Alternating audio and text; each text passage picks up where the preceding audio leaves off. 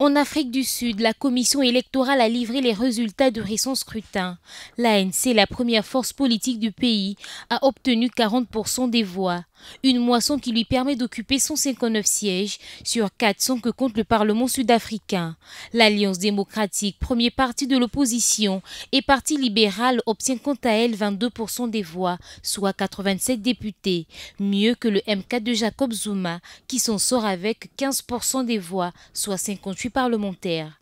Le président de l'ANC a salué le déroulement du scrutin. Par ailleurs, Cyril Ramaphosa appelle les politiques à collaborer ensemble. Nous avons entendu les voix de notre peuple et nous devons respecter ses choix et ses souhaits. Ce que cette élection a fait ressortir, c'est que le peuple sud-africain attend de ses dirigeants qu'ils travaillent ensemble pour répondre à ses besoins. L'ANC perd son leadership. En perdant 71 sièges, le parti tout-puissant de la lutte contre l'apartheid a remporté au cours des 30 dernières années chaque élection nationale avec une large majorité. Cette fois-ci, les 62 millions d'électeurs sud-africains ont plongé cette formation politique dans une sorte de désillusion.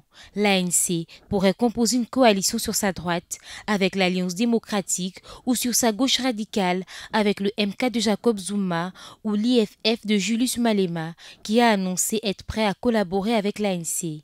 Certains partis réfléchissent du bien-être d'une coalition.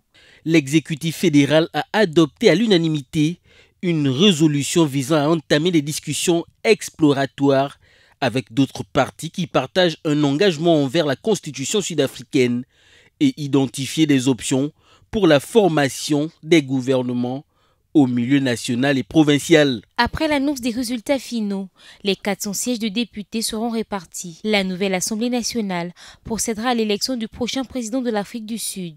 La date n'est pas encore connue.